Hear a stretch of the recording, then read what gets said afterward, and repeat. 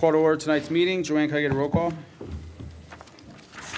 Ms. Collier, Here. Ms. Keeling, Here. Mr. Knapp, Here. Ms. McMichael, Here. Mr. Paleshi, Ms. Pitzer, Here. Ms. Seelander, Here. Dr. Serrano, Here. Mr. Morris. Here. You all rise for the Pledge of Allegiance.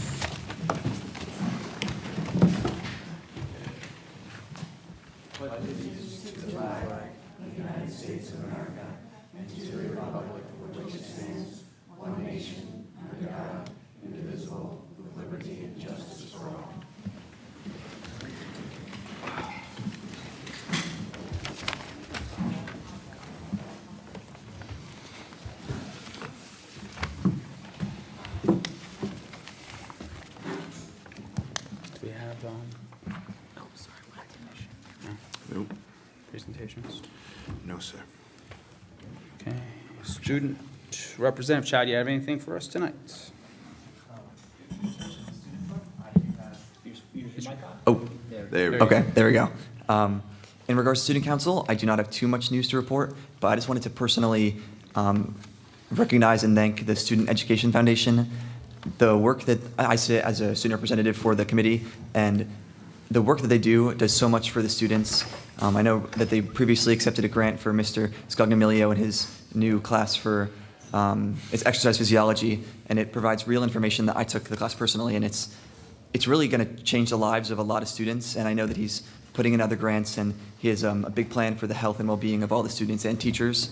And I just wanted to just give them a shout out because I don't hear their name enough. And if any events in the future, you absolutely should, because they're a great organization to support. Thanks. Thank you.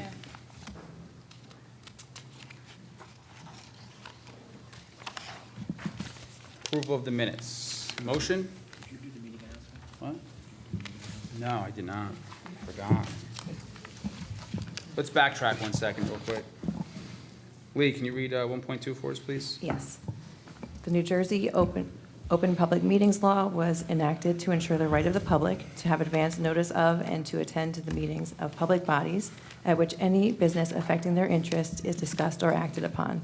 In accordance with the provisions of this act, the Sparta Board of Education has caused notice of this meeting to be advertised by having the date, time, and place thereof posted at the Sparta Board of Education office, 18 Mohawk Avenue, as designated by the Board of Education for posting of such notice in a public place. Written notice was emailed on, that's an old one, not January 6th. I'm going to guess it was. Oh, sorry, January 6th, 2023, to the New Jersey Herald, the Star Ledger, tapintoSparta.net, and to the Township clerk specifying the date, time, and place of this meeting. Thank you. Thanks, Lee. Okay, back to approval of the minutes, Joanne. Could I have a motion? Motion. Lauren, second. Second. Leanne. Joanne? Ms. Collier, Yes. Ms. Keeling, Yes. Mr. Knapp, Yes. Ms. McMichael, Yes. Ms. Pitzer, Yes. Ms. Seelander, Yes. Dr. Serrano, Yes. Mr. Morris. Yes.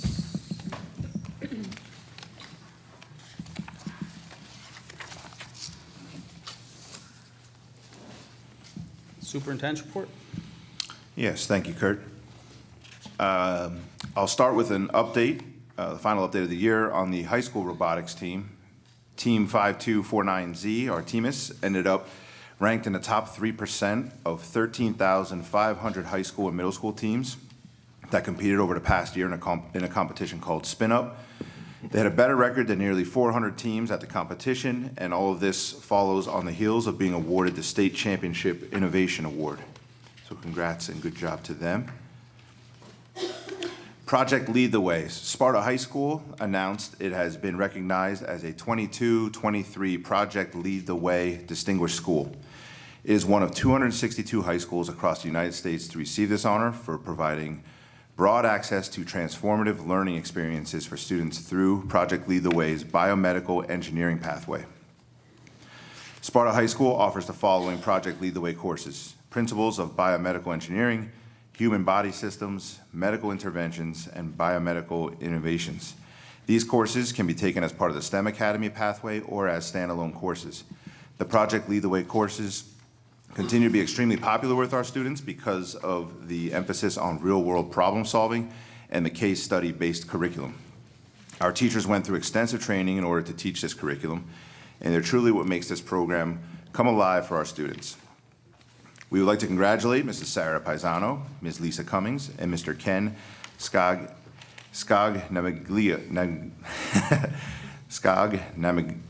Namiglio. Easy for me to say, as they are well deserving of this honor. My apologies, Mr. S. An update on Juneteenth.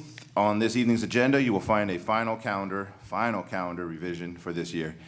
In response to community and board feedback, we have moved the Snow Giveback Day in June from June 12th to June 16th in order to observe Juneteenth.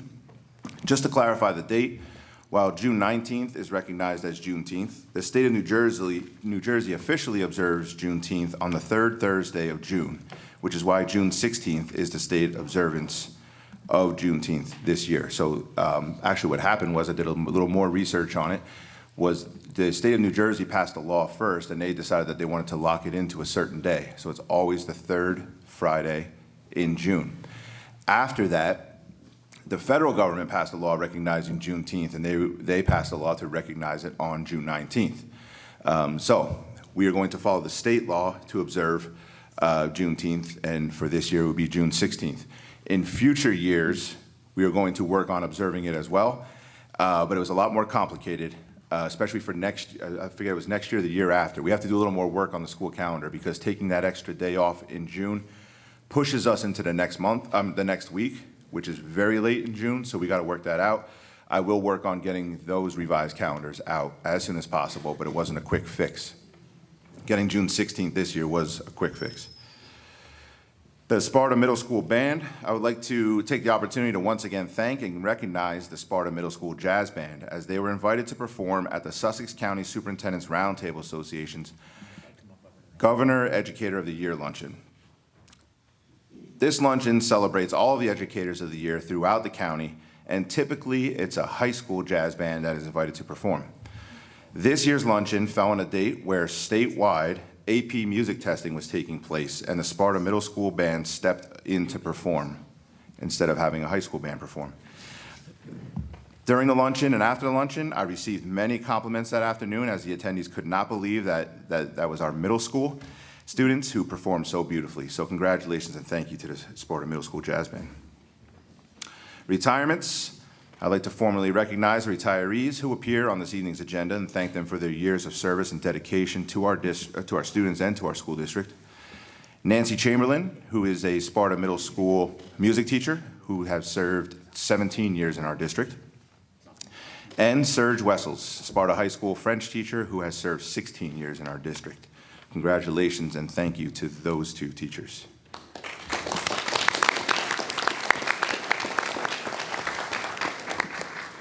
Just to wrap up something that took place earlier this year, our HIB score was confirmed by the state.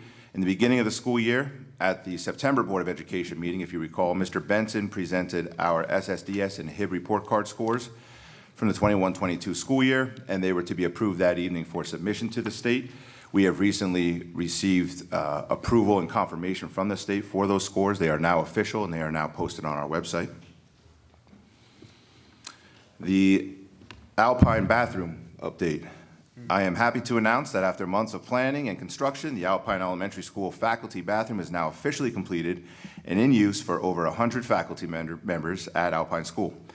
The final phase of the project, which includes added storage space and a remodel of the smaller bathroom across the hall, has now begun. And the bathroom is beautiful over there, by the way. Thanks. Well, thank you. Another update on the IRB partnership. Today, I had the honor and privilege of attending a presentation by Centenary University as they explained how the Institutional Review Board, or IRB, process will work. As I mentioned last month, the creation of an IRB board and process is brand new to Sparta High School, and as I learned today, it is brand new to Centenary University, first time working with a high school as an IRB board. So we're working through it together. The IRB is typically an advanced college-level concept, and the opportunities and experiences this will create for our advanced research students is priceless. So thank you once again to those that spearheaded it, Dr. Wilson, Mr. Rivers, and Ms. Rossi, for this wonderful initiative. Thank you very much once again. Helen Morgan School Archery Update. This is a big one, a long one. On Thursday, May 11th, 17 members of the HMS archery team competed in the 2023 NASP Eastern Nationals, NASP Eastern National IBO 3D Challenge tournaments. The Eastern National Bullseye event included teams from 33 states, over 14,000 archers from over 900 schools across all 3 divisions. Helen Morgan School finished 57th out of 190 elementary schools with a team score of 2,941, which is a new high for that team. Leah Solander was our top archer with a score of 269, finishing 65th out of over 1,800 elementary school girls. In the NASP Eastern National IBO 3D Challenge, we finished 67th out of 99 elementary schools with a team score of 1,396, which was also a season high. Kylie Snyder was our top scoring archer in this event with a score of 252, placing her 95th out of 768 elementary girls. We also had 6 students shoot in the 2023 IBO Genesis Indoor World Championship. This was a different event where archers had 1 shot at 30 different targets ranging from 5 to 20 meters. Kylie Snyder finished 25th out of 127 elementary females. For the NASP events, we finished as the highest school from New Jersey in any division. So congratulations to Helen Morgan School Archery.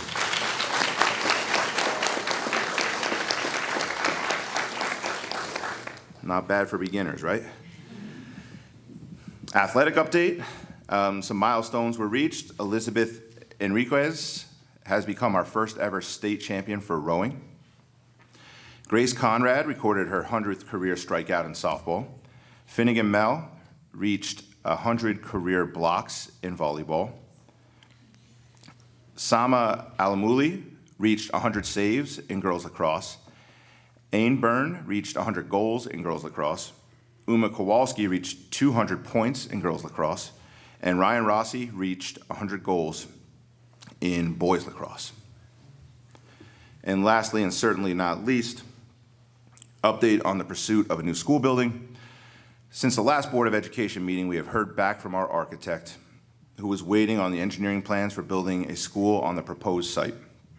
Unfortunately, the plans revealed that the proposed site ran into protected wetlands, rendering the site unbuildable. While we are still pursuing the possibility of building on current district-owned or township-owned properties, the options appear to be decreasing on those properties, leading us to pursue the possibility of purchasing property. The board has received this update and has offered a suggestion or 2 regarding property possibilities. If anyone from the public has any suggestions, I would encourage you to reach out to me privately via email to keep potential land acquisition confidential. But we are still pursuing, still working hard on pursuing that. And that is my report for the evening. Thank you. Terry, you have anything? Okay, moving on. Board President's Report. I have something to report on. I would just like to report on statement of dismissal of ethics cases.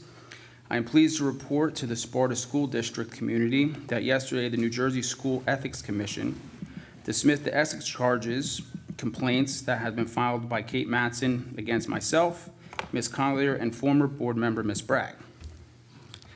In addition, the Ethics Commission dismissed the ethics complaint that was separately filed by Jen Granite against Mrs. Bragg. It is very unfortunate that taxpayers of Sparta had to pay our legal fees for these ethic complaints, and I am sure that everyone agrees that the money would have been much better spent on Sparta students. I hope that Ms. Granite and Ms. Matson do the right thing and reimburse the school district for the legal fees of $10,001 that the school district accrued in these cases. It is also worth mentioning that this is the second ethics complaint that Ms. Granite has filed against a board member, which has been dismissed by the Ethics Commission. One would think that former board members themselves, Ms. Matson and Ms. Grana, would have better understanding of what the School Ethics Act requires so as not to waste tax dollars on unfounded allegations which only serve to further their political agendas. And that's all. Moving on to the HIB report. Motion to move the HIB report? Motion. Walter, second. Second. Christina, Joanne. Ms. Collier, Yes. Ms. Keeling, Yes. Mr. Knapp, Yes. Ms. McMichael, Yes. Ms. Pitzer, Yes. Ms. Seelander, Yes. Dr. Serrano, Yes. Mr. Morris. Yes.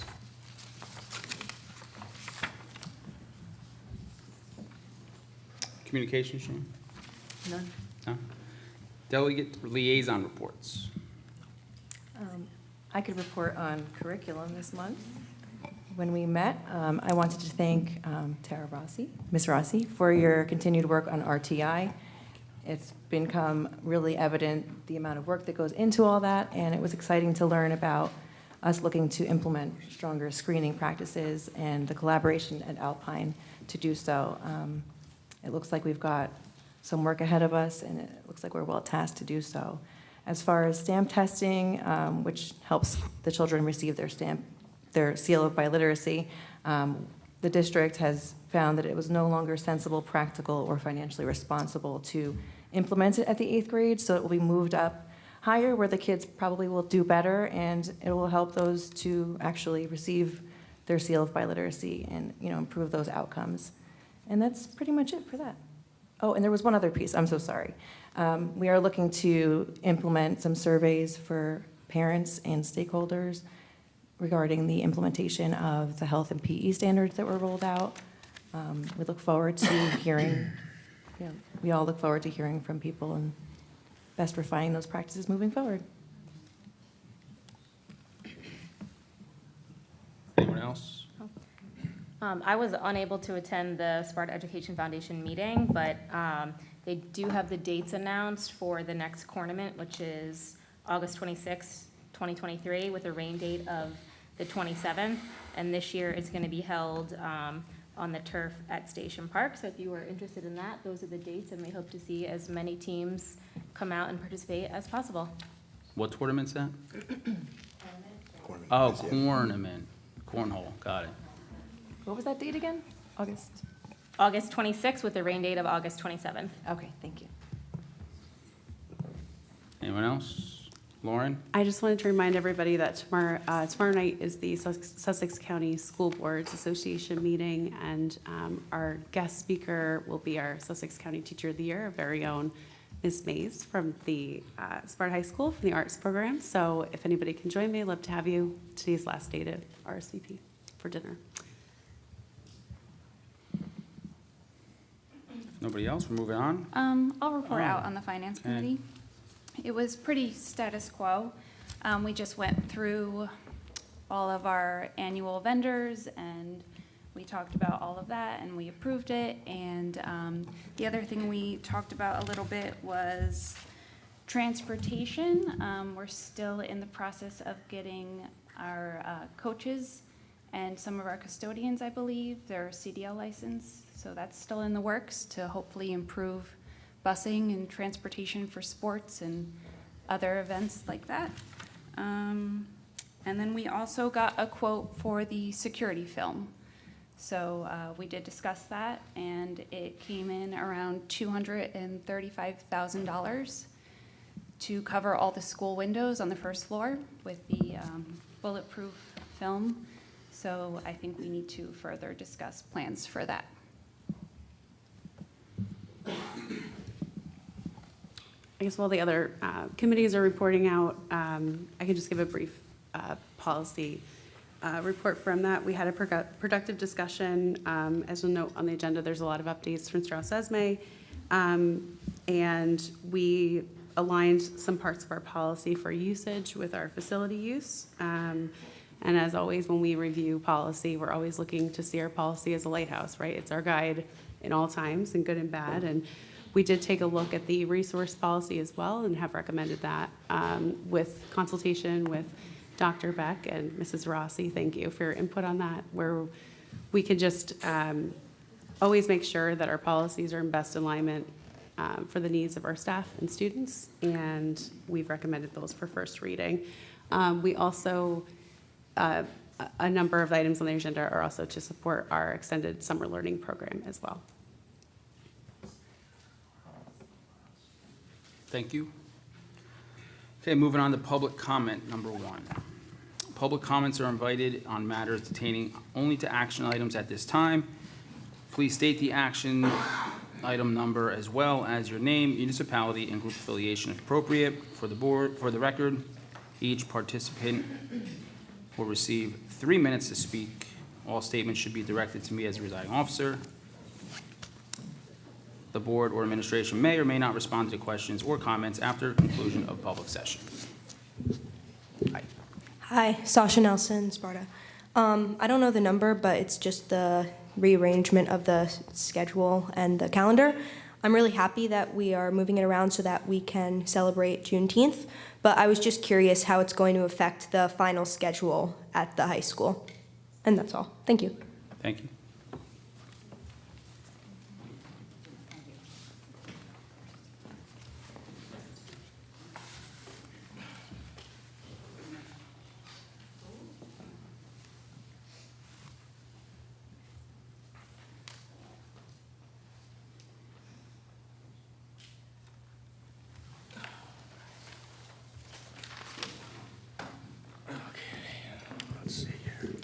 Ryan Dumpert, Sparta. First, I want to congratulate Ms. Rossi on renewal and your tenure. I had a story, a long story, but since I only have 3 minutes, I'm just going to share a couple of things. I went back through a long time ago, about a year ago, through some meeting minutes, virtual, and I remembered you saying this, and I couldn't actually find it, but I remembered that you did say it, that you were going to offer a hybrid version of the sex ed curriculum. I know it wasn't a potential thing to happen this year, or it didn't happen. I don't know why. I would just ask that, now that we're moving forward, that you really offer that as an option. I've heard a lot of people who have had a negative experience with the people who opted out. And so I think that would be really good for the community to have that as an option. Also, the public-facing curriculum pages, when somebody does any sort of research or asks any questions on the sex ed curriculum, there's a whole list of curriculum that involves the state guidelines and everything, and then very buried at the bottom is what the actual is happening to the student. I really feel that that can be updated, so that's another thing I would ask that you focus on. And just take note of that page. It's filled with lots of teacher stuff, and I don't know anything about that. I actually ended up reading through and just completely didn't understand it. So I think that a lot of people would relate to that. Sorry, that was 1510. 1511 and 1817, that was transportation. I think Christina answered my question. I think it's a good thing that we're offering CDL licenses. Is that what I heard?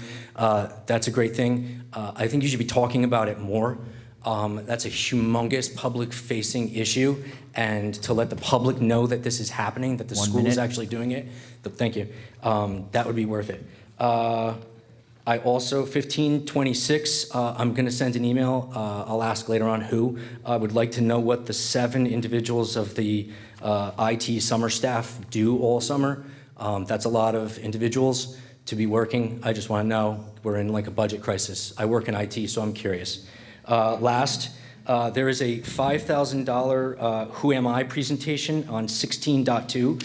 We have $13,000 left in our reserve, and I'm wondering why we are spending $5,000 on a Who Am I presentation. My son complained to me just the other day that during his teams, he was unable to go back and work on his Spanish like he wanted to because he was in some presentation teaching him how to be kind. I just ask where our priorities are. And if we are in a budget crisis, which it seems that we are, that we should be looking into this stuff. Thank you. Oh, and good job on moving Juneteenth.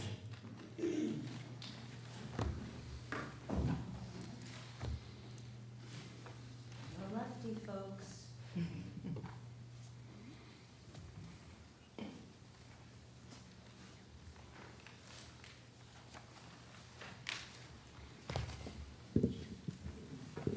Hi, I'm Stephanie Bernardo, Morris Plains.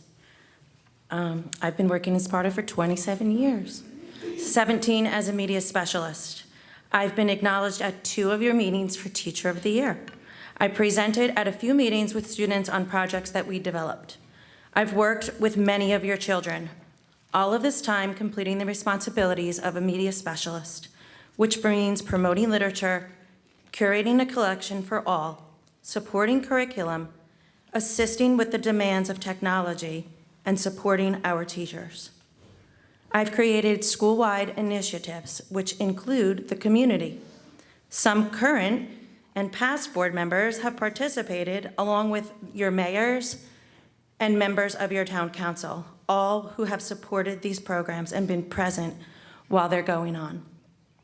I've always been vocal when it comes to the pride I have for our libraries. You often hear me promoting how fortunate we are to have the backing of our admin and our healthy budget and our trusting relationship and supportive community. If you've been at the book fairs with me or at other town events, even my own hometown baseball fields, I literally brag about Sparta to anyone who will listen. I take great pride in the impeccable collection that we have, not only at Helen Morgan School, but all of our schools. The board has paid for my degree, approved my budgets, and admin has approved my purchase orders. It has all run smoothly in a progressive manner for these 17 years. These are the things media specialists do. It's what we have certifications for. That is why Sparta has the higher education that it prides itself in. I implore the board to revisit the revisions you're looking to make in Policy 2530. 1 minute. Most of the language is interpretive and up for debate. It's unclear. It creates an uneasy feeling for our staff. There are a lot of gray areas in the policy with numerous questions. Are we going to be given a standard? Who is the designee? What's the time frame? How do we handle donations? We are devaluing the media specialists and what we are trained to do if the new language is accepted. Please, this policy needs time and work to make things clear. Thank you.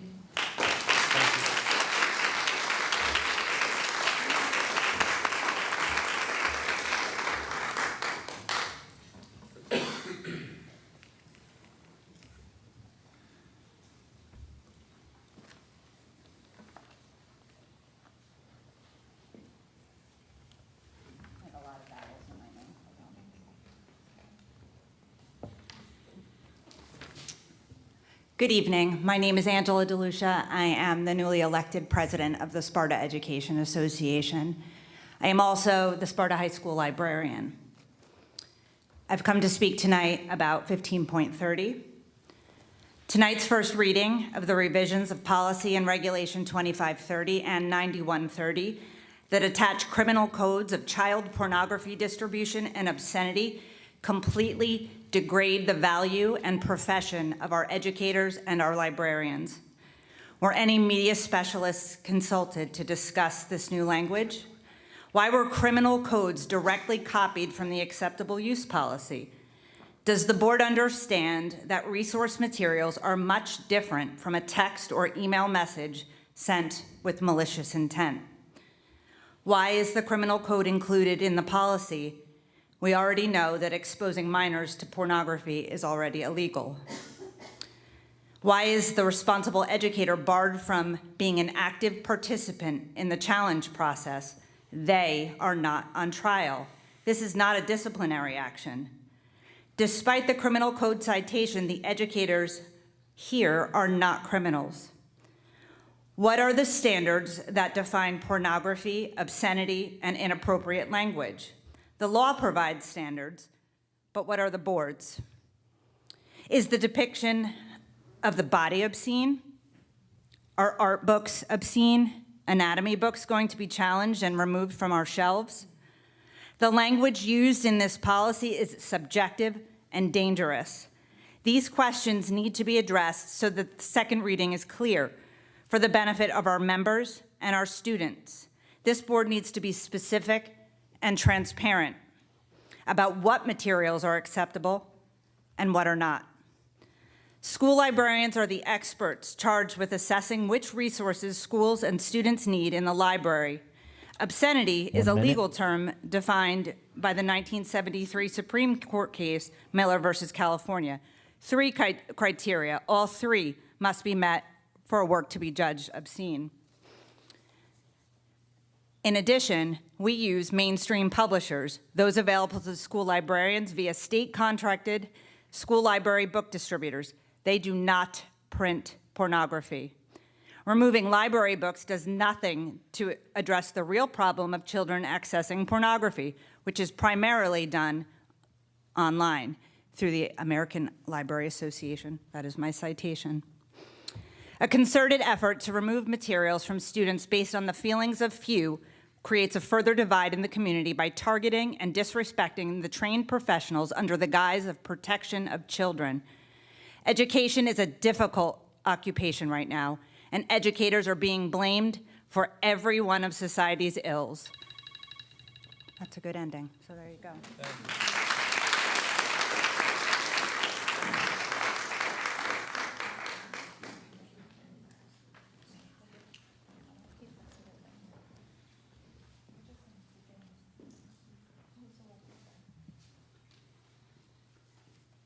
Take it and sit down with it.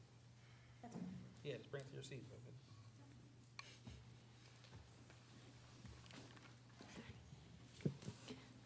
Hi, my name is Kelly Kiff, and I'm the media specialist at Sparta Middle School, and I live in Sparta. This is in regards to 1530. Looking at policy 2530, I have many questions. Who defines excessive profanity? One person may find the racial slur in Of Mice of Men to be excessively profane. Do we eliminate that from the curriculum, or do we keep it because another person feels it is not? If foul language is used, is 1 word okay?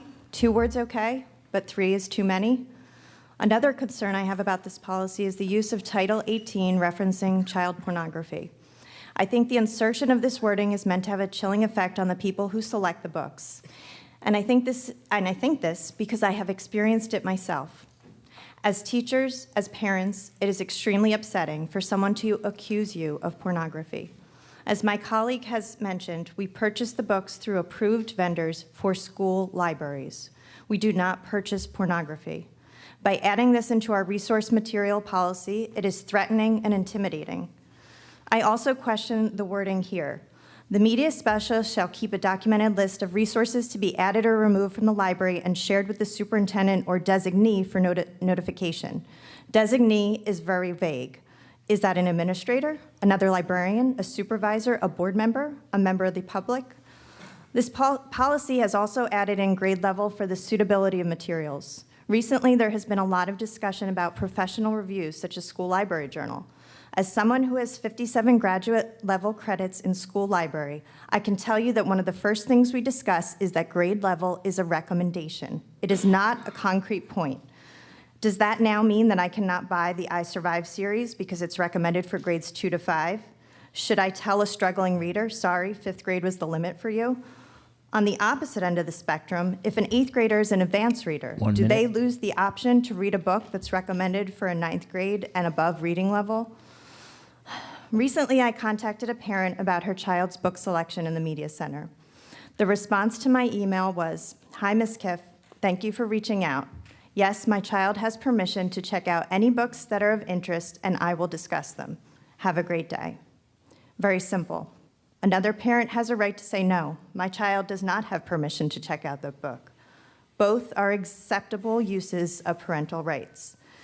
I ask that we work together to create policies and regulations that satisfy the needs of all of our readers. Thank you.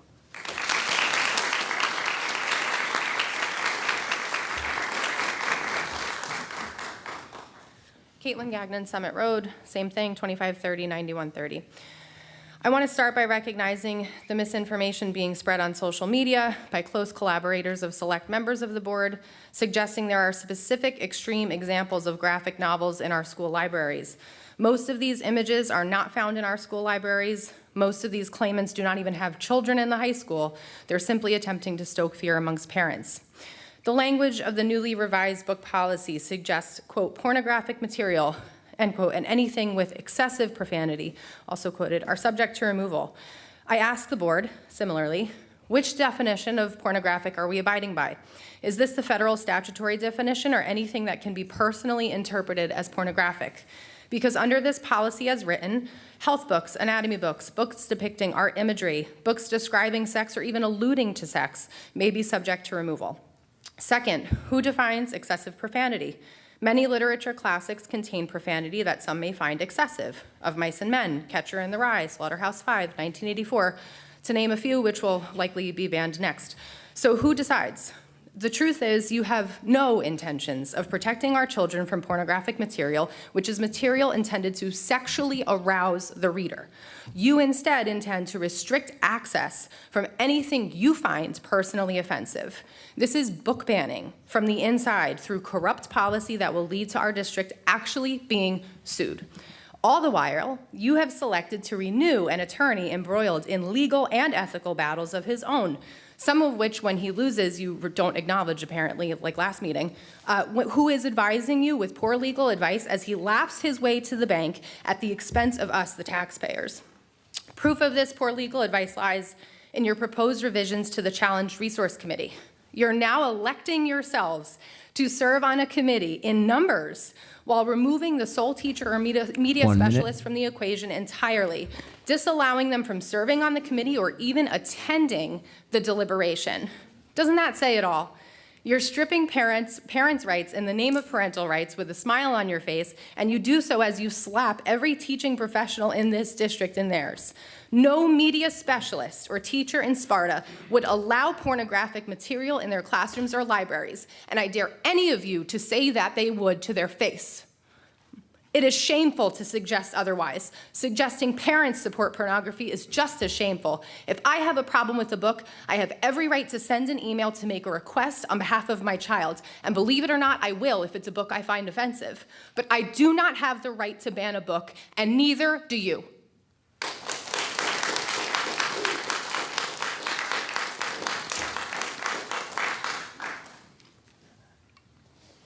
Hi. Jen Hamilton, 37 Holland Circle. Before my time starts,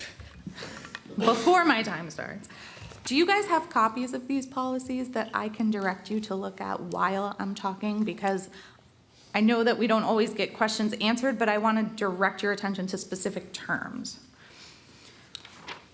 Okay, you may begin. I am looking first at policy number 9130. Section 5, policy number 9130, has some language in it that includes the committee, this is new language, the committee is not to include the staff member, quote, whose action or material is being challenged. This is the first time we've seen anything in this entire policy that discusses an action. There is nothing in here talking about any actions taken by staff members.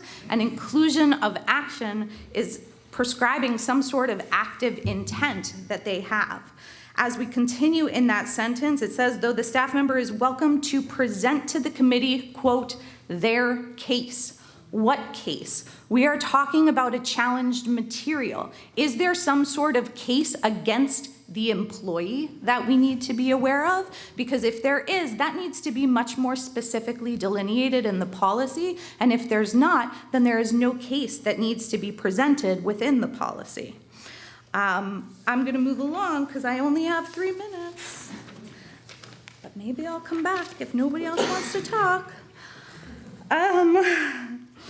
All right, in 9130, the regulation.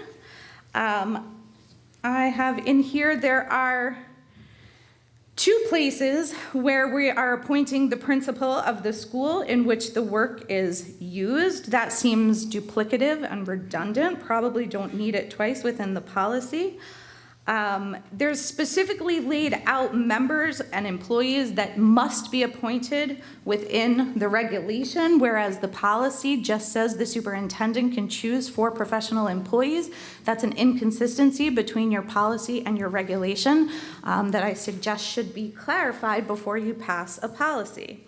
In 2530, as has been noted, Section 7 says that material shall not include erotic, pornographic content, or excessive profanity. These terms are not defined anywhere in our policies. If you're using new terms within our policies, they should be defined because policy should protect the district, not cause liability. In 2530, the regulation, you guys copied and pasted an entire paragraph from a technological federal statute. The problem is it doesn't apply here.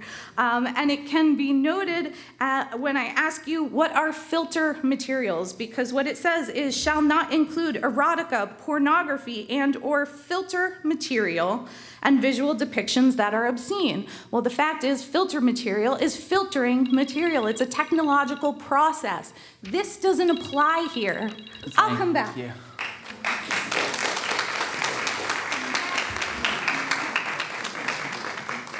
Hi, guys. Daniel OMalley, Sparta, New Jersey. Mr. Zidmer, congratulations on your win, okay? Everybody keeps saying trust the professionals. Dr. Beck, he wrote a budget, didn't he? Right? He's a professional, and everybody's dragging this guy through the mud for writing up that budget. I didn't agree with it. We lost nurses and teachers. But we need money. He tried to make cuts. I think the budget should have got pushed back and revised, maybe. That would have been a good idea. Miss Rossi, everybody stood for her, give her lifetime job at Sparta, no offense or anything like that, but she helped write the budget for you, right? So how come everybody's just going after Dr. Beck through all this? As far as all this revisions go, the policy, where's the line? That's the whole thing, okay? In a couple towns over, they have a book where it shows which way to lick a butthole, okay? In a graphic novel, which is approved by schools to be in schools. And that's why the librarian's under fire right now, because of stuff like that. So where's the line at for all these books? That's what you guys are here for. That's why you guys put this together. So hopefully you guys can figure this out as the professionals, as the parents too, because us as parents elected all you guys. So we expect you guys to do it for us, okay? That's all, thank you.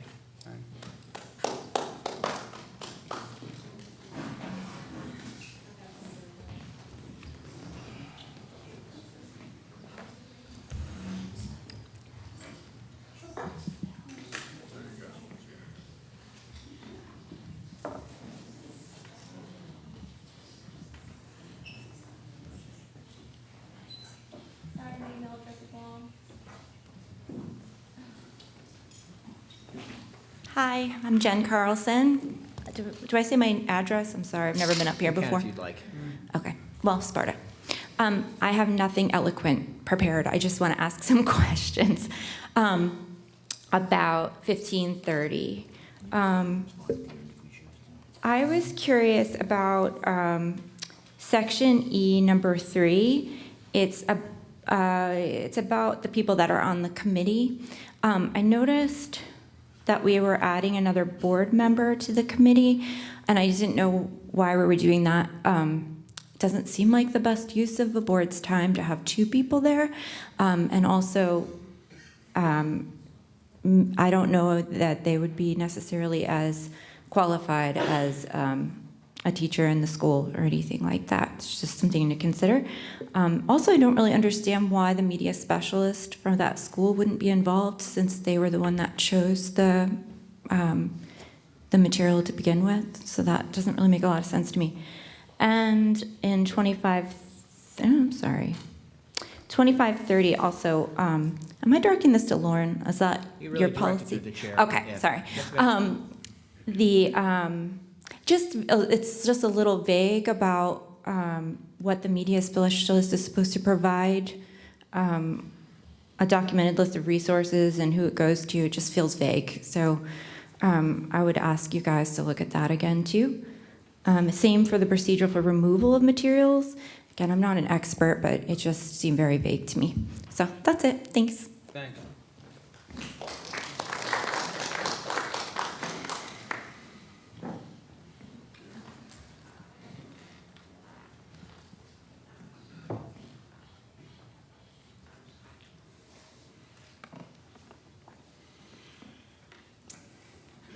Hi, Jennifer Granite for Woodbine Lane in Sparta.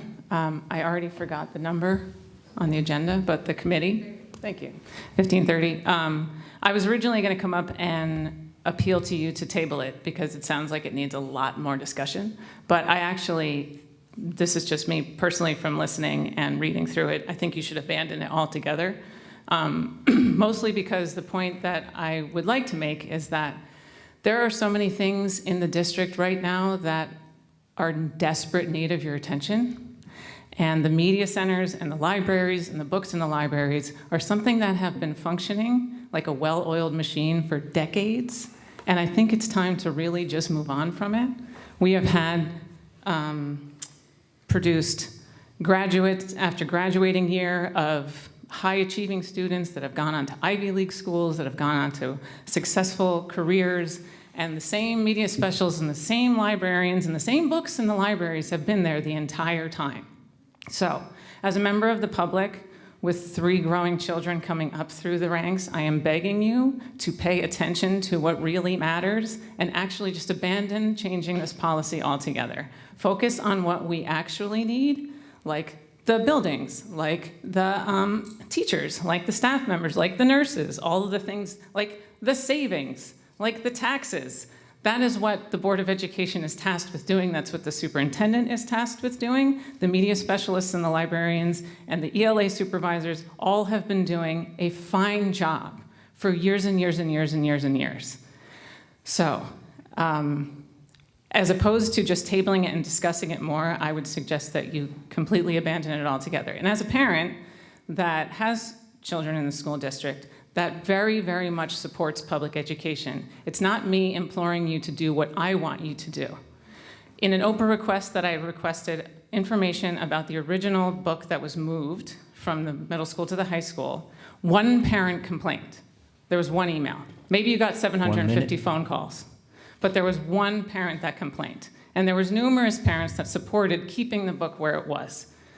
So I say this without judgment and without as little sarcasm as possible, no matter how it comes out. But I truly, truly mean this. People that have a problem with the books that are in the library and the public school teachers have an option.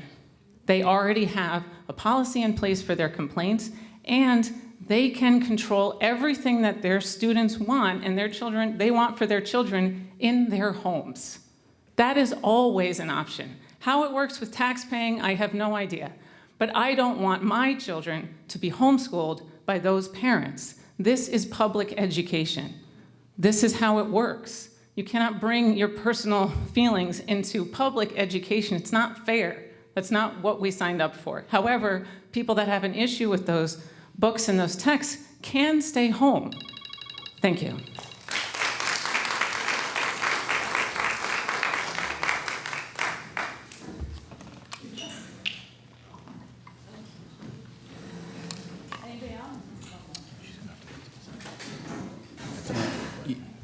You're going to speak again now or the second one? You're going to speak second. A couple more before the policies are considered that I'd like to share. I was just asking, okay. If that's okay with you. Mr. President. There's 22 policies tonight, 22. It's a lot. Thanks. Give me like 6, 7 minutes. Good evening, Board. As a Sparta graduate, I've spent a lot of time in our district libraries, likely more than many of you. Our libraries are open spaces for students to escape the stress of school, whether it be a calm place for students to eat lunch or a location for students to relax before or after school. Our libraries are the most important room in our schools. Believe it or not, these spaces are available because of our librarians. Our librarians curate an educational supply of books for both our students and teachers. I can't help but imagine what you're all insinuating with this first reading of the proposed change.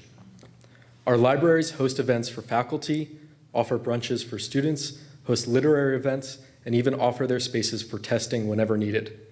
To imply that this revision you are proposing is necessary to protect students from graphic material once again shows the lack of trust you have in our educators.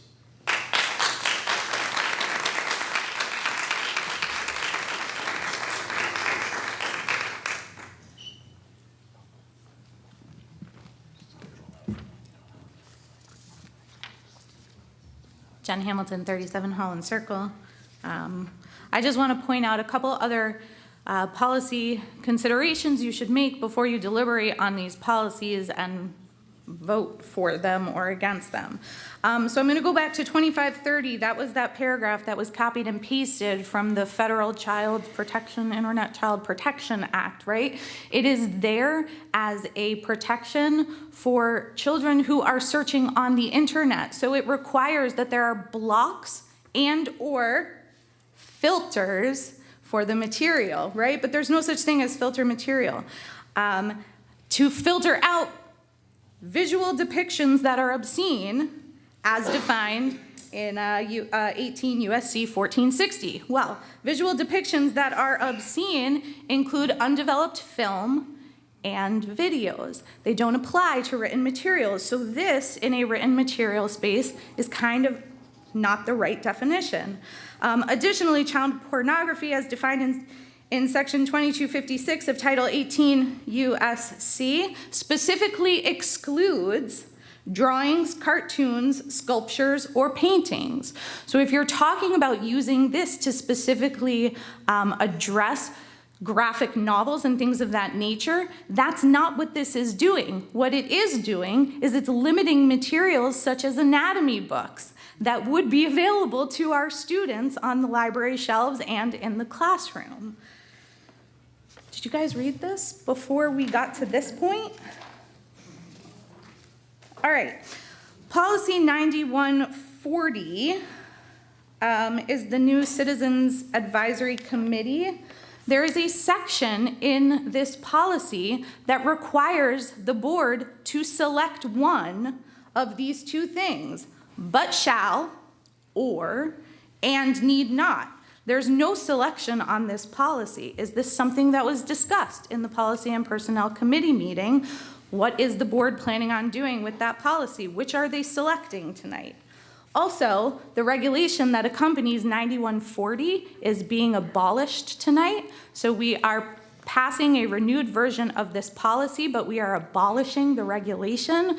Policies are created to tell the administration what the board wants, but the regulations are how the board should, how the administration should carry out what it is that the board is looking for. So by passing this policy and removing the regulation, you're really not helping out your admin at all. I have a lot of concerns about the lack of definitions in these policies, and that's just the beginning of my concerns, but you've heard the rest of them from the other people, so I won't be repetitive. But I really implore you to look at what you're passing before you pass it.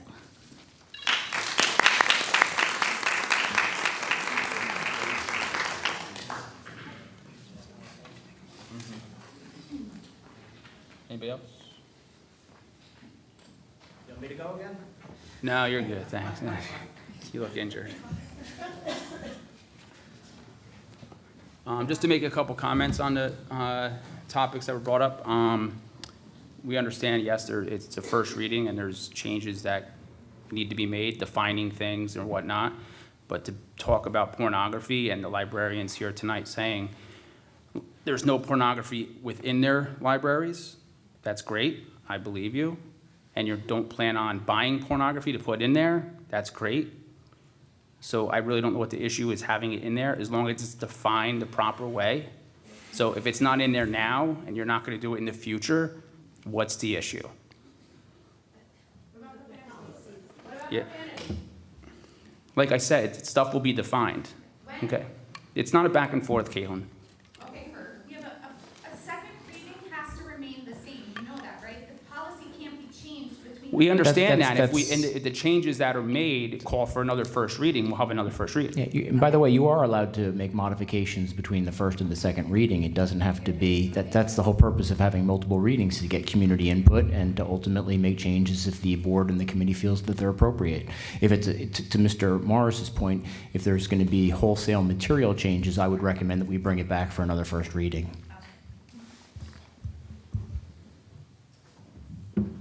Anybody else? Moving on. No, I wanted to respond. Oh, okay. The one I can only respond to really two of them as they pertain to me. The Sasha, I was assured when after the last board meeting, I went to the high school administration. I said, "Is there any way we have to make this work?" They said, "Absolutely, we can make this work." They're going to make it work. If you have specific questions about the final exam schedule as it pertains to that day off now in the middle, they have it under control. Ask them. That they will definitely have the answer for you. And then regarding any of the Strauss SMA policies, specifically 9140, which was brought up, as you know, Strauss SMA comes out with policy alerts quarterly and regularly, and that is one that was suggested on there. Granted, we missed a checkbox, but there's an explanation as to why they're abolishing the regulation, because that language appears in the policy. They found it to be redundant. If you have any other questions about any of the Strauss SMA policies, the explanations are here. I'd be happy to share it with you. I just wanted to share a few things too, if that's okay. Please. With regard to the hybrid version for health and PE, that did exist this year for families who requested it. So obviously that's a personal situation where it depends what content you're interested in being a part of versus which content you're not. And so we did have several families who were able to take advantage of that. Thank you for the feedback on the homepage. I could easily bring the links to the top if that's the most interesting information to access. I understand that. Also, with regards to the Who Am I presentation, that is not being used through budget funding. That's through ESSER funding. And in the ESSER grant, there's certain allocations for portions of that funding. So this falls underneath the learning acceleration portion, which talks about providing conditions for teachers, students, families, social emotional well-being. And so we were able to utilize and organize those funds for that purpose.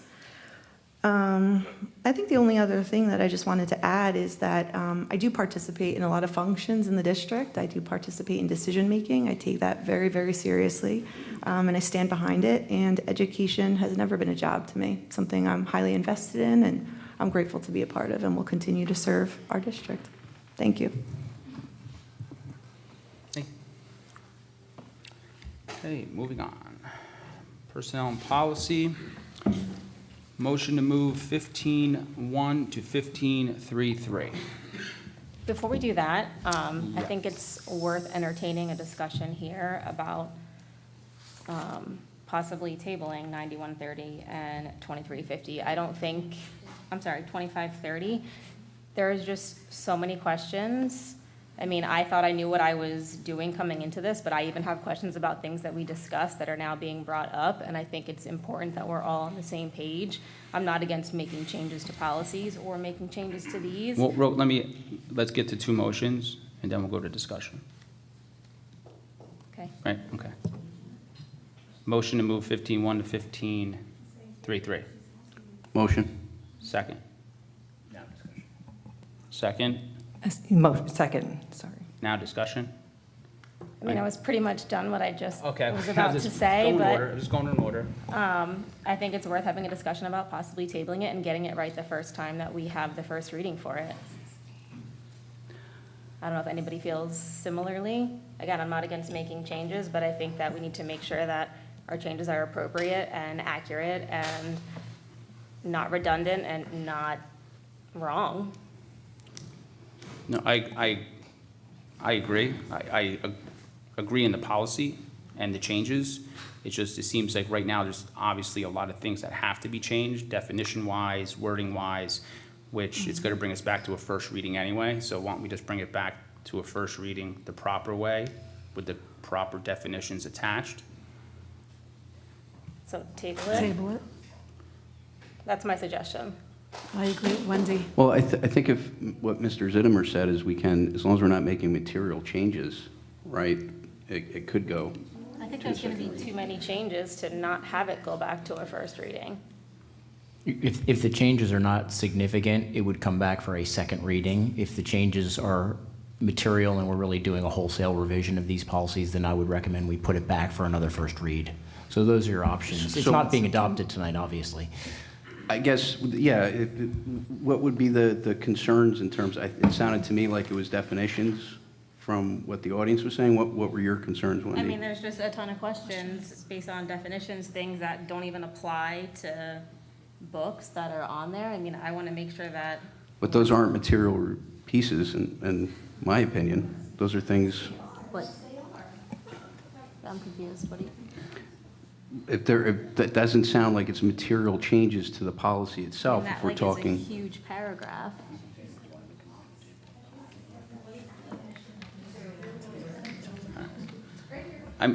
Could we, audience, please just quiet down? With conversing, adding multiple definitions to this, it's going to come through as another first reading.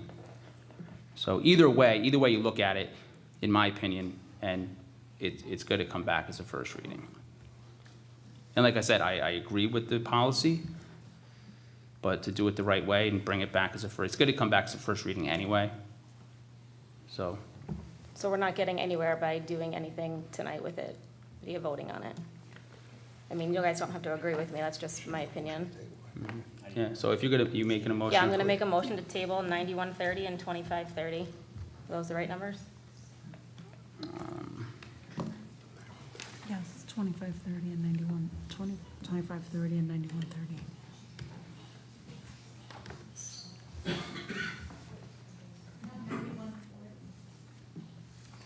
There's two of them.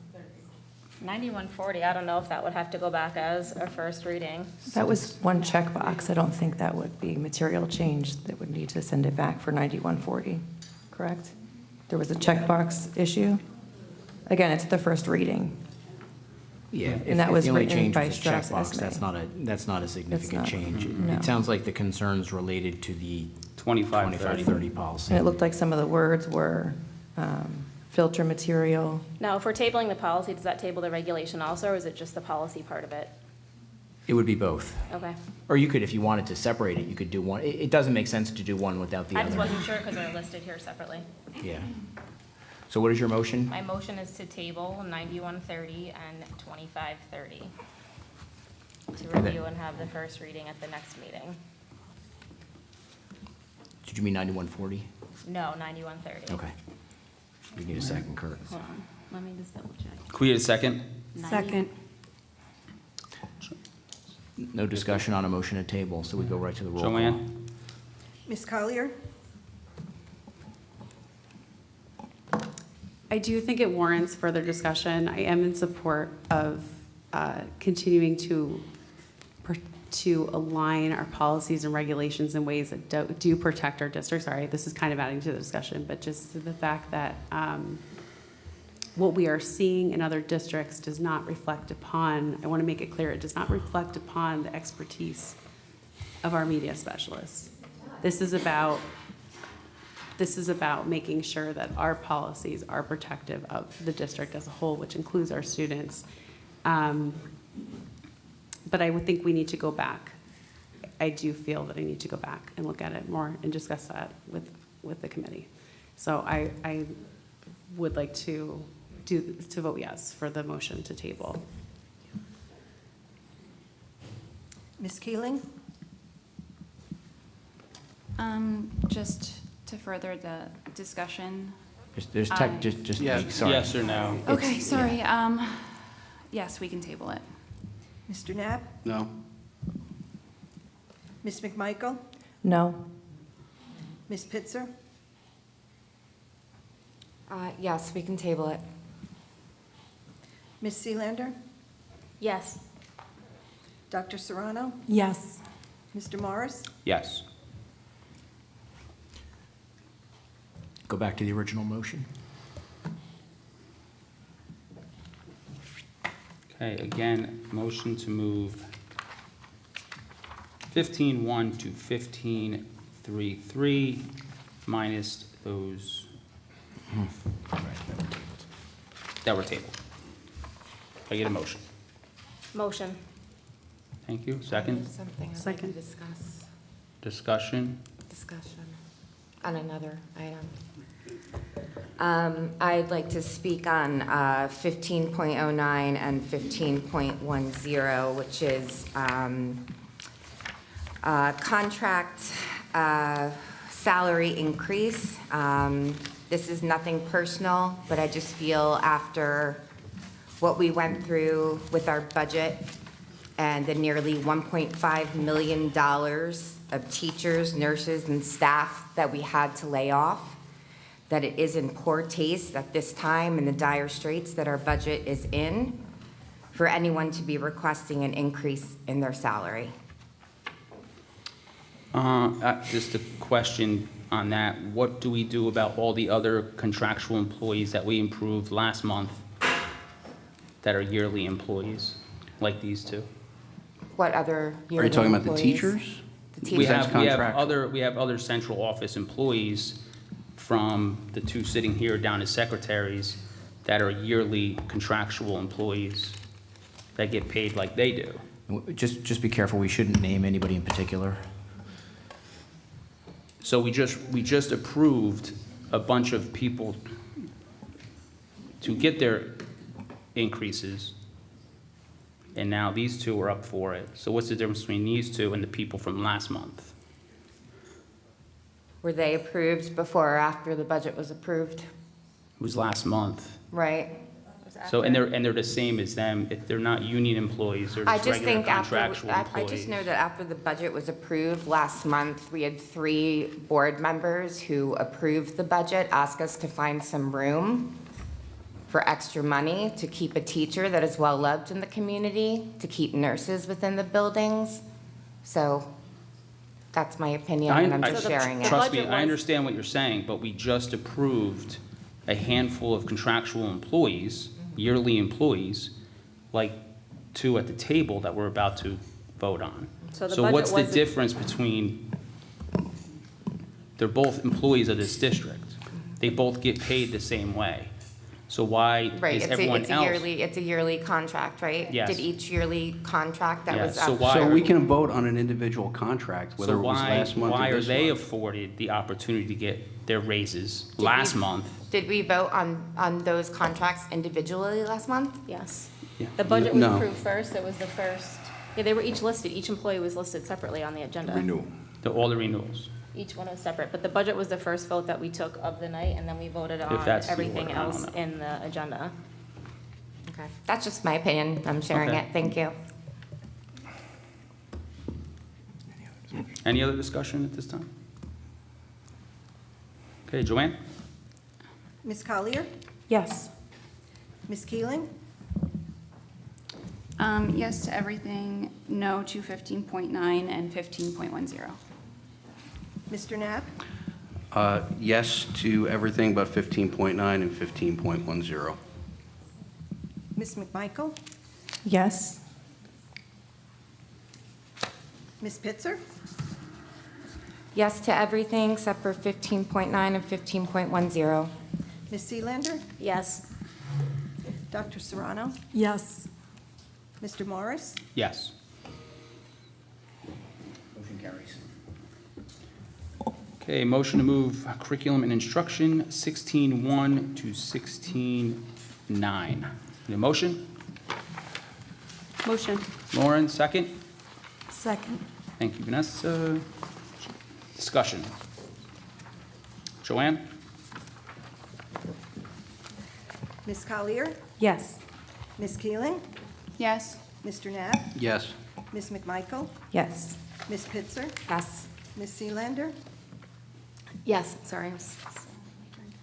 Dr. Serrano? Yes. Mr. Morris? Yes.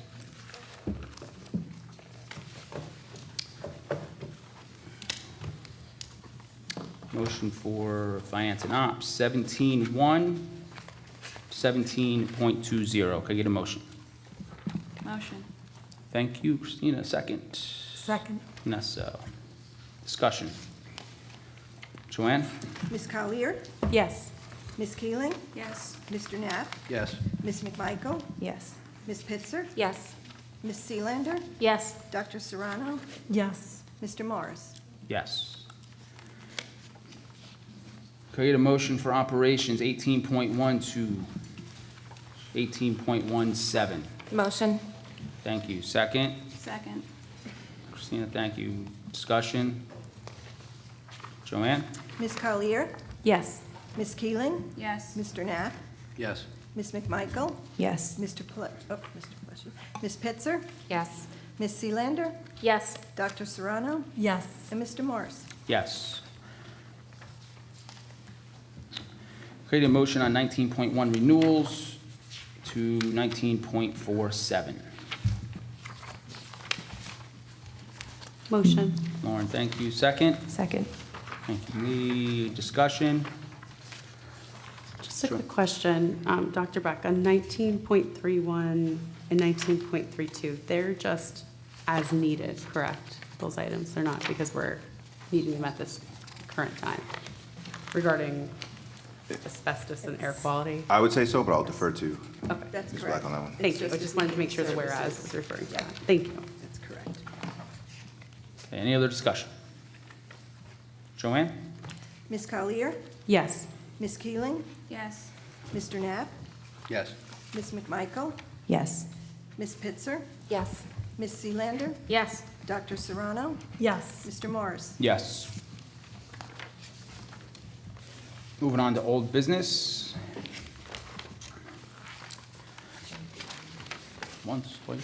I just, we just brought up before, it was expressed by some board members, and Dr. Beck, you said you were, at the last meeting, going to take it under advisement. Were you able to find any wiggle room, any additional cuts specifically for the teacher and the nurses that were discussed at the last meeting?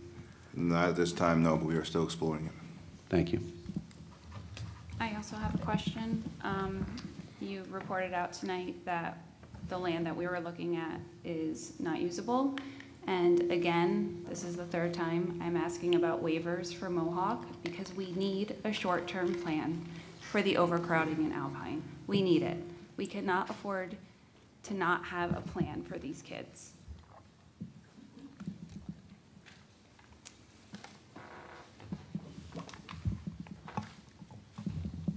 Any other old business? Okay, moving on. New business. I have something to piggyback off of what you just said, Christina. I was wondering, Dr. Beck, I know we spoke on the phone a couple months back and just tossed around some ideas about brainstorming with the community, and I wondered if it wouldn't be a bad idea to get some kind of a forum similar to what we did with the health and PE last July. If we did something like that where we could bring the community together, brainstorm ideas about the overcrowding. Obviously, at some point, we might be looking for a new school and a referendum.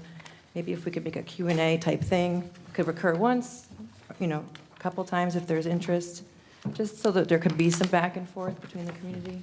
I know you kind of What you're referring to is the hours and hours of meetings that the admin team had and came up with different scenarios that weren't working for multiple reasons, which I shared with the entire board. So, yeah, we can look into that. I did offer to meet with specific parents, and the board members advised me not to. So if you guys would just advise, tell me who I should meet with. I think it should be open to the community. I think that was the That's- takeaway from our that's what it conversation, should and that's be. why I was saying, it wasn't that you didn't bring it up. It would just be, I thought, something that, and I mentioned this on the phone a couple months back, that maybe we could make it open to everyone, because I think that everyone in the town has a vested interest as a stakeholder and a taxpayer.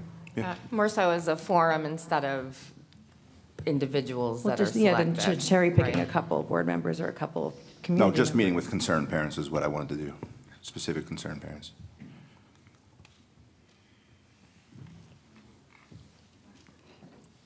Any other new business?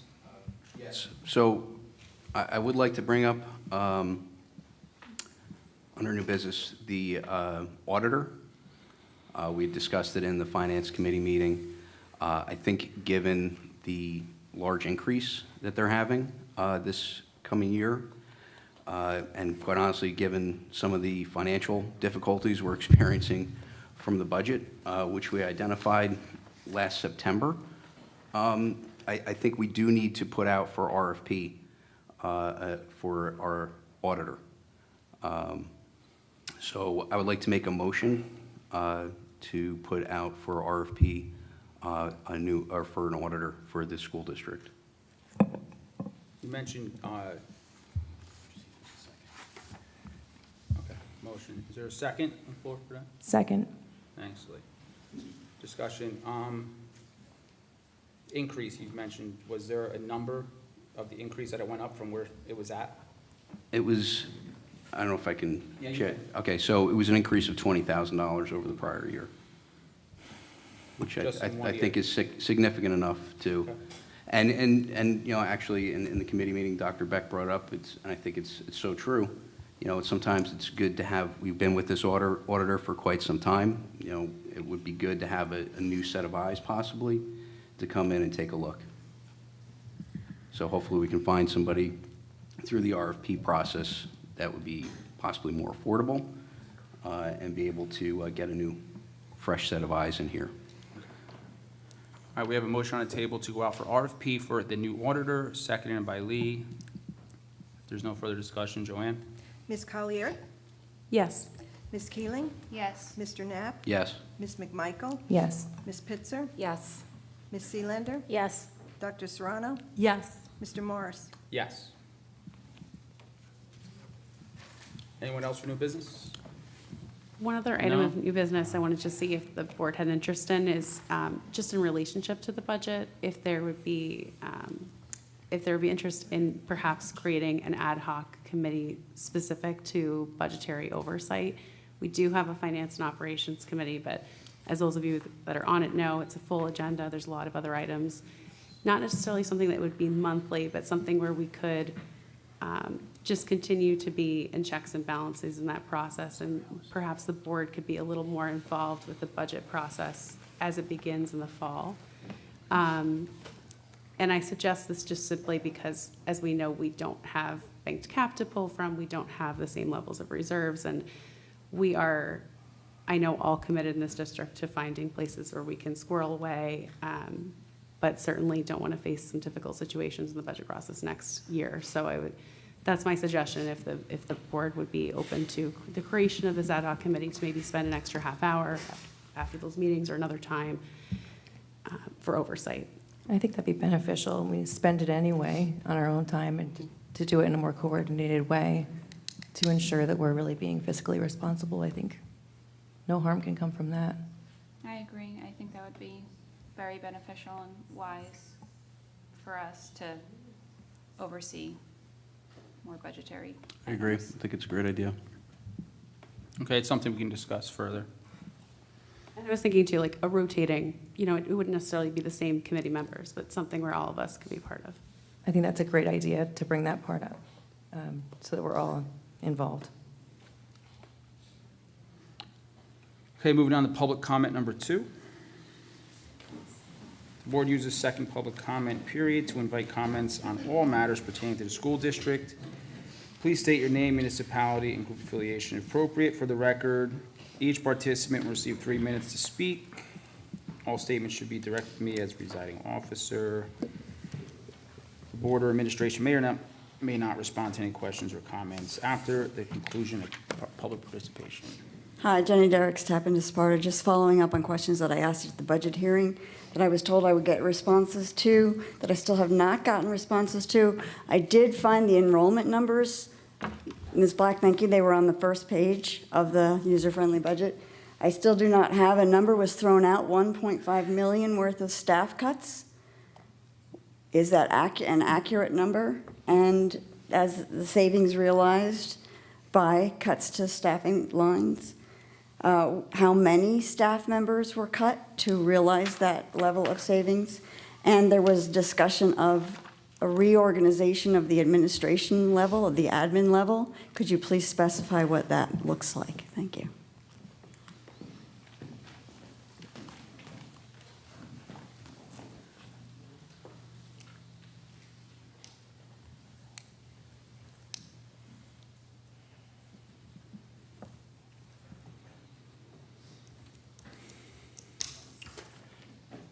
Ryan Dumpert, 47 Angelo Drive. Ms. Rossi, I want to thank you for the feedback. I will email you because I was not aware that there was a hybrid sex ed curriculum. I didn't know it was offered. I don't know anybody personally who knew it was offered, so I'm very excited to know that it is actually something that is offered. Everybody can see, I'm kind of new to this. I just started paying attention. I'm really just trying to dig in and ask a whole bunch of questions of everybody. The economy is not great. Everybody's paying double grocery bills, right? The way I looked at this is you guys are in charge of our money.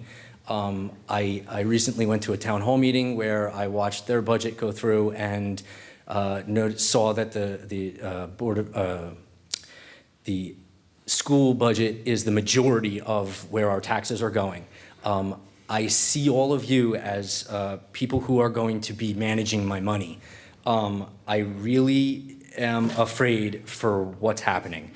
So I wrote up a statement because I won't be able to say it properly.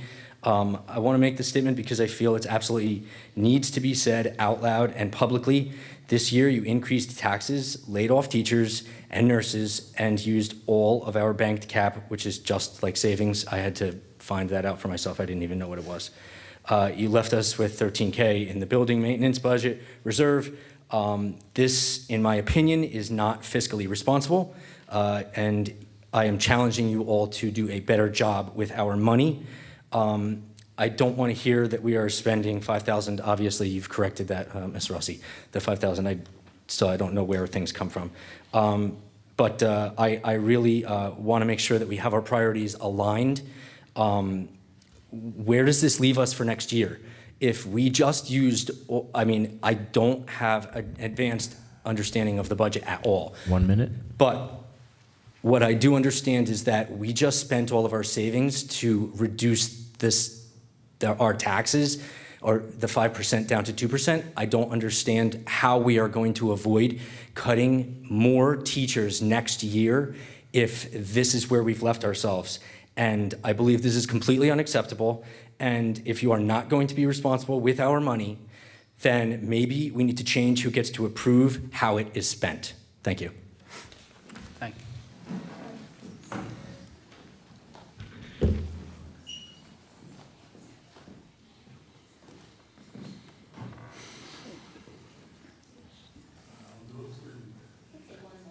Just pass, Stacy, just put it, we'll pass it around.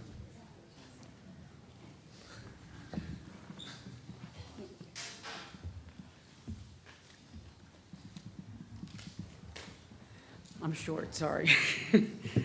Hi, I'm Chris Aloisio. I am one of the nurses at the Alpine School, and I live in Alamucci. Good evening. With the recent loss of 2 of our nurses, I would like to take this opportunity to share some statistics with you. I will compare values of Alpine School and the high school during the 18-19 school year, which was pre-COVID, and our current year of 22-23. The Alpine total student population in September of 18 was 690. This reflects 3 half-day preschool classes, which are ages 3 to 4. The Alpine total student population in September of 22 was 737, and today it is up to 762. This population reflects 7 full-day preschool classes, ages 3 to 4, with an 8th full-day class to start in September of 23. The high school total population in September of 18 was 1,072. September of 22 was 1,037, and today it's 1,066. Though our total student population has shown a moderate change, medical office visits have demonstrated a remarkable upsurge. In Alpine, in September of 18, we saw 487 students. September of 22, 627. March of 19, 575. And this past March, in our office, we saw 1,278 students for 1 month. The high school in 18 was 574, then in September of 22 was 468. March of 19, 593, and this past March of 23, 869. Simply put, to compare the demand on all of our offices today as to previous years when we only had 1 nurse per building, as it will be next year, It's like comparing apples to oranges. Additionally, over the course of any year, nurses will be absent and field trips are scheduled in each building. To secure coverage for these occurrences, a nurse must be in attendance. This year to date, we have had 115 instances where a nurse was needed, and of those, 41 were not covered by our substitute nurses. 1 minute. This meant the second nurse at the high school and Alpine were used as substitutes in order to ensure the building was no building was left uncovered or a field trip canceled. As nurses, we are responsible for the health, safety, and well-being of every single student, each and every employee, and every visitor that may be on our campus throughout the day. Thank you for your time.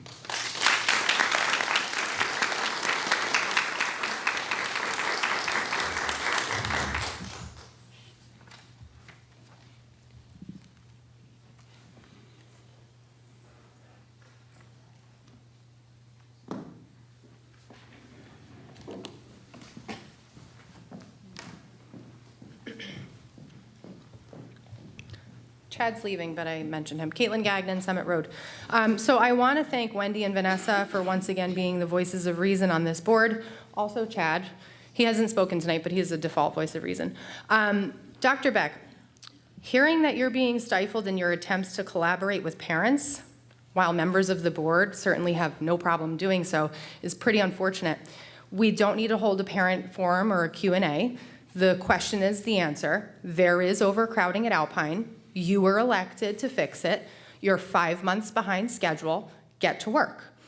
Back to the book discussion, which is still important. I just want to remind the community, your committee meeting minutes reflect your initial intentions were actually to elect 4 members of the board to serve on the Resource Challenge Review Committee of 9. You have since decided instead to reduce the total number of the committee members to 7 and the board members to 2. Maybe thinking it's a little more palatable for the community to hear. Your committee meeting minutes kind of reflect your legacy, book bans, and a really strange obsession with the sex ed curriculum that 77% of the community still supports. The paragraphs dedicated to these discussions in your committee meeting minutes should reflect collaborative discussions about temporarily and permanently fixing our infrastructure, but I can't find them. Every day that my son breathes in mold at Alpine and learns his electives off of a cart without any significant progress being made towards a new school being built is a day that you failed this community. And a friendly reminder that it financially serves our board attorney to provide you with poor legal advice and to continue cashing his checks.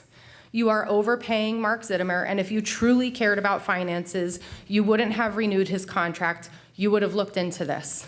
And as an outsider looking in, this is purely an opinion.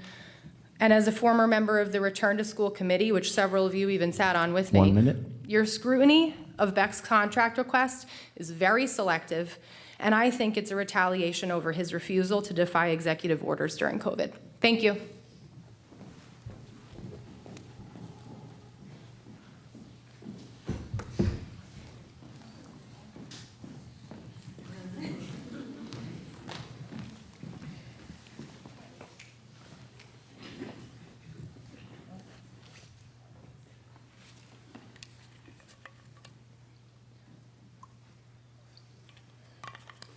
How many times do I write an email in a night?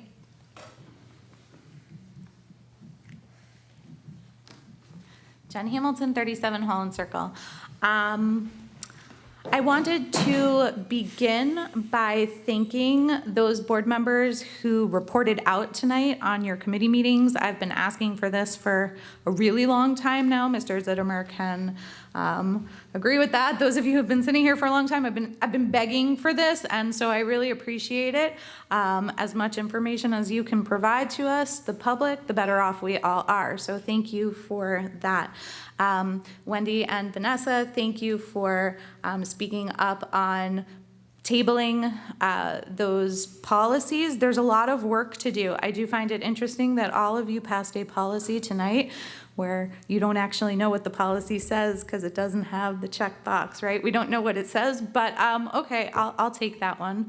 I also want to comment on The ELA teacher from last month that everybody spoke about, I don't know if I'm allowed to name her, so I'm just gonna say, you know who I'm talking about, right? She's amazing. The community knows she's amazing. The kids know she's amazing. You all know she's amazing.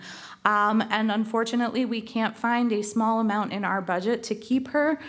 This seems crazy. The fact that a month out, literally a month out, and we're still looking into that, that's problematic. Good people leave when we can't keep them. And it's terribly, terribly disheartening. My son asked me today before the meeting, he's like, hey, did anything come of that? You know that there was a petition that all the kids signed, over 300 signatures of students in this district, and yet we can't find a way to keep her. So that's incredibly sad for her. And the last thing I will comment on is the passage of the contracts tonight for Miss Black and Miss Rossi. I will just mention that last month, Ms. Pitzer, you supported their contracts. They were in the renewals with the assistant superintendent renewal and the business administrator renewal. Those specific contracts have to go, as you know, to the county superintendent. I'm not trying to school you. I know you know this. Those specific contracts. Just address it to me, just so you're not. Okay, sorry.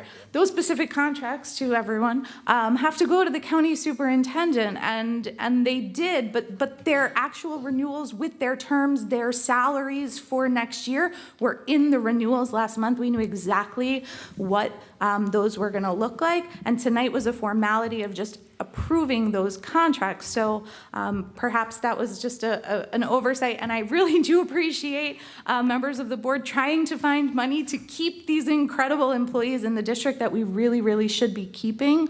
But you know, it's just not the way to do it. So I'm glad you're here for another year. Okay, thanks, guys.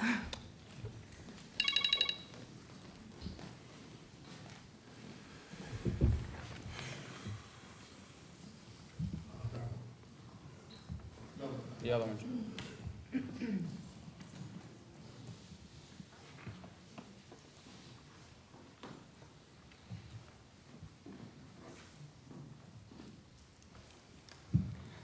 Jennifer Grana for Woodbine Lane, Sparta.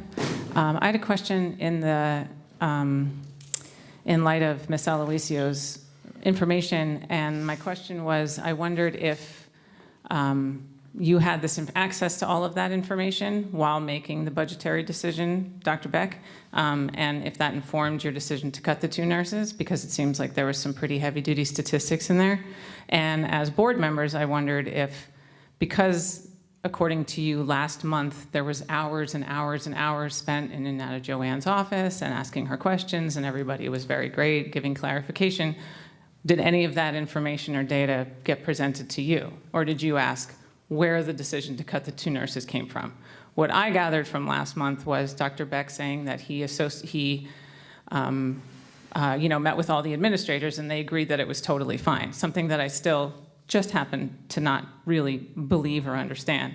One of the administrators in the high school that may have thought it was a great plan wasn't here pre-COVID when we didn't have 2 nurses, and he just recently started. Alpine has obviously grown exponentially. It just doesn't seem like you go backwards without nurses. So I was curious as to how you're going to fix that. I'm really hoping that's something you work back in, because it sounds like all the coverages that they did while they had coverage would go uncovered next year. And as somebody that has 3 students in 3 different schools, I kind of want to know what to expect next year. Because if 1 nurse or 2 nurses are out, and one of the nurses has to run to the high school to administer medicine to somebody, rightfully so, I luckily have no children with chronic illnesses or that need medication, but I do have 3 very active children that run and play and jump and climb, as do most of you on the board. So knowing that there will be no coverage is very alarming. And all of the decisions that were made tonight, all of the discussion that has been focused on things that don't necessarily need all the attention, what will happen is that people are going to move. People are going to stop moving to Sparta. If we don't address the things that actually need attention and make decisions that are in the best interest of the students and the staff, our taxes are going up at 6%. people aren't going to come here anymore. Staff members aren't going to stay here anymore. The decisions that you make on a monthly basis this year are changing Sparta. Sparta has been a high-achieving district that has drawn people from all over the state to here to live because of the schools. And what you're doing is changing it. Changing the libraries, attacking teachers is changing the school district. I can't emphasize it enough. So when you do make all those decisions and when you do table things and you do go back and discuss it, which I really hope you do, I just want you to keep that in mind. Never mind the fact that the safety of the students is being compromised, but the litigation you're opening yourselves up to. Thank you. Thank you.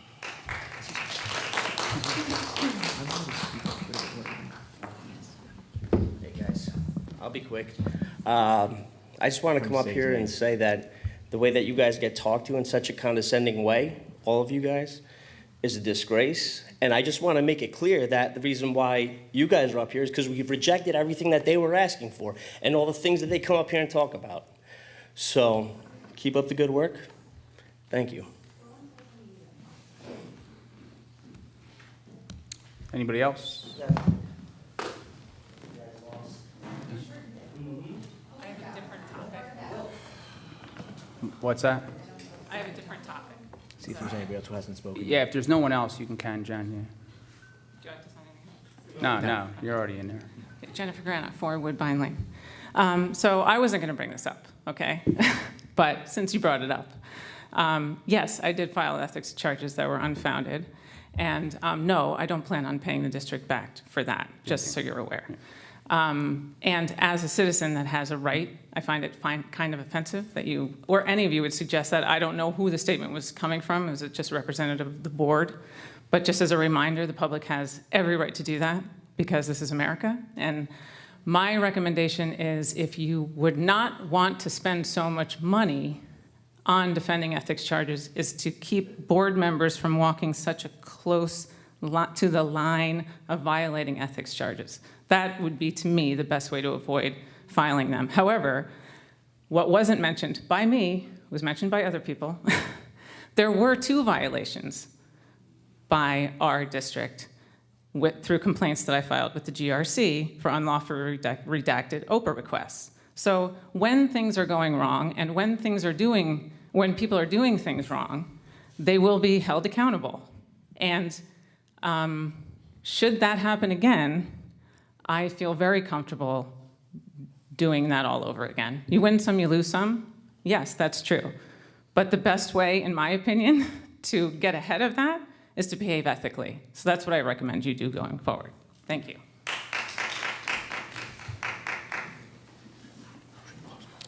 Just to make a comment on that, if I was acting unethical, I would have been found guilty. That's right. Thank you. That's right.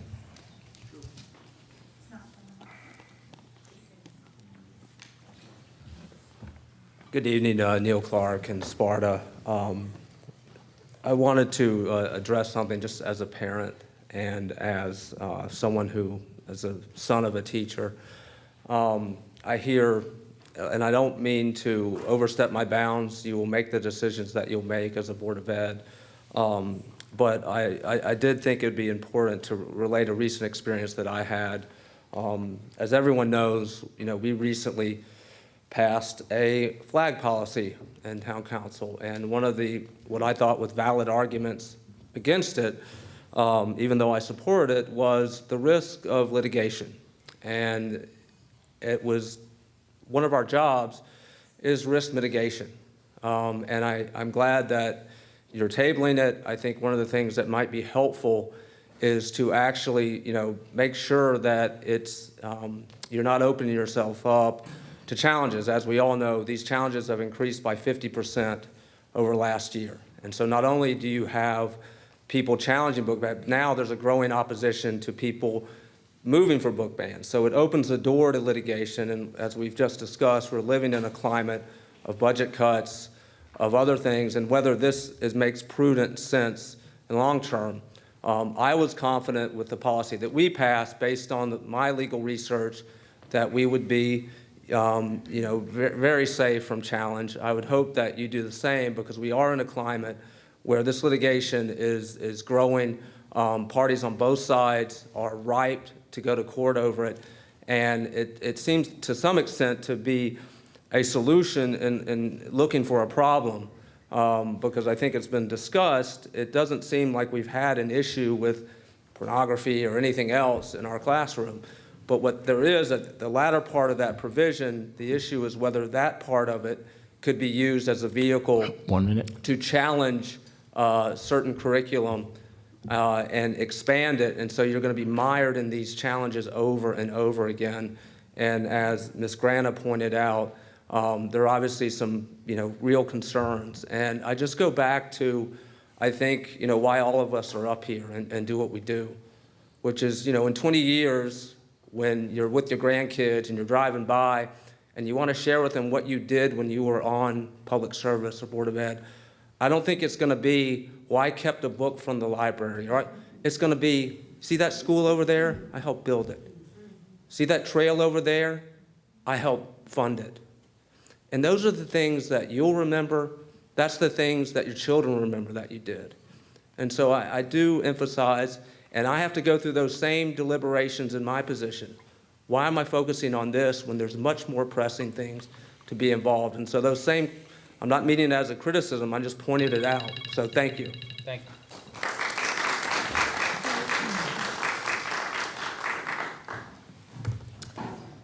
I just want to comment. Thanks, Neil, for showing up tonight. You used the word book ban. I don't know that We know your name, but you have to say it for the record. I'm sorry, Ryan Dumpert, 47 Angela Drive. Also, now you made me lose my train of thought. Sorry. Book ban. The book ban, thank you. Where's my wife when I need her here? Nobody used the words book ban. I don't think that, my very vague understanding of the policy as I tried to read it in between meetings today, I don't know that it was banning anything. But I will state that I do hope that some of you do tell your grandkids that you kept pornography out of our libraries. I hope that I didn't say it was there. I said keep it out. That's all I said, okay? You don't need to get hissy about it. I'm not, nobody wants it there. Please keep it down. Right. My point is that I do feel that what some of you are doing is extremely important. And so it is what you were elected to do, and we thank you for it. Thank you.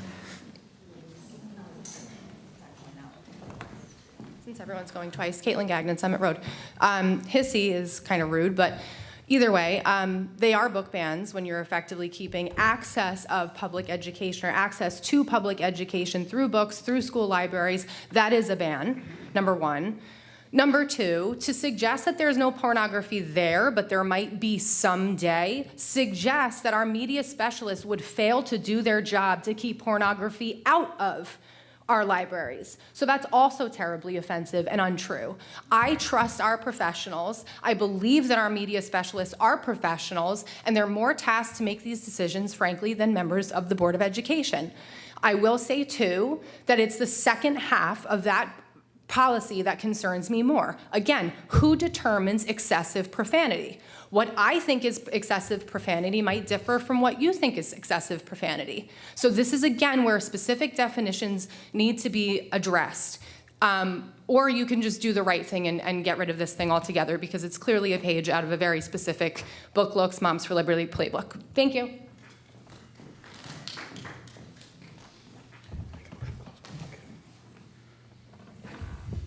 Motion to close public comment number 2.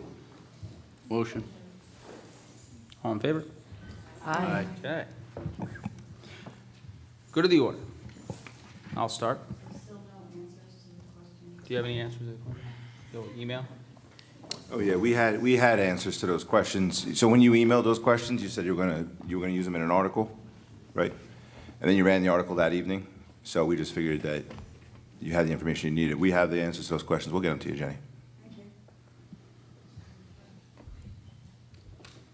Okay, going back to go to the order.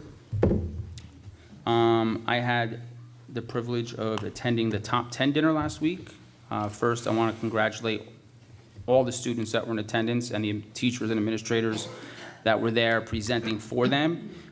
It was a great thing to attend, just to hear those achievements and the paths that they're choosing to go forward in, and the colleges that they're attending. It was a very good opportunity to attend and witness that. It's a great thing that we do in our district. It's a great tradition, and I look forward to continuing it in the future. I wanted to mention congratulations to freshman lacrosse player Stone Herbison for being nominated on NJ.com as a top boys lacrosse freshman in the state of New Jersey. I would also just like to shout out Sparta Music Program. I had the pleasure of attending many concerts over the past few weeks, and I am just continually blown away by the shows that they put on and the concerts, and we are truly going to miss Mrs. Chamberlain and Mrs. Bach because they're wonderful, and the whole program is wonderful. They really collaborate together, and it's just amazing to see. I have something to add as well. I would just like to thank the board for this meeting. I thought that you were very perceptive to public opinion this meeting, which has been a change from previous meetings, and I appreciate policy not immediately being voted on, especially when there has been a lot of backlash from the public. So I think that's a really great start and how it should be.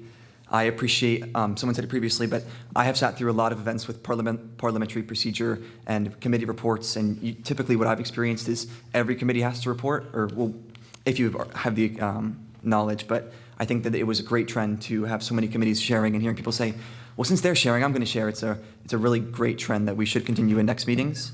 Also to Mr. Knapp asking about, have we found funding for nurses? These are questions that you probably know the answers to, but none of us do. So even as board members, asking questions like that is really valuable, and I appreciate comments like that. Additionally, when board members were adding rationale to when they were voting, I think that's extremely important, and it shouldn't be served to discussion unless it is how it should be followed. I think it is important to explain why you're voting when you vote. I think when the nurse presented the statistics, I think we should all be extremely alarmed, because if it is serving one nurse per building, or it will be, I don't know how Alpine is going to survive. That's insane, let alone high school students. And even from personal experience, when we have 2 nurses and we do physical checkups where they're sending about 2 students from gym every period, you can still sit in the nurse for up to 15 minutes waiting for them to actually see you.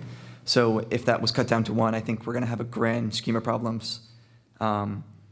Since we mentioned the word book ban, I think you should open your perspective to the word book ban, as just because literature or policy doesn't say book ban, I think policy that promotes the exclusion of literature is a book ban. I think when people explain instances like Catcher in the Rye or Mice and Men, it shows the implications that a policy can have, and whether or not it's labeled as a book ban, it can still act as a book ban. And I think it's a little unfair to give the board credit for keeping porn out of libraries when our media specialists have maintained a safe place in library for decades. And I know at Sparta we haven't found any issues of porn in our libraries. That's not what I said.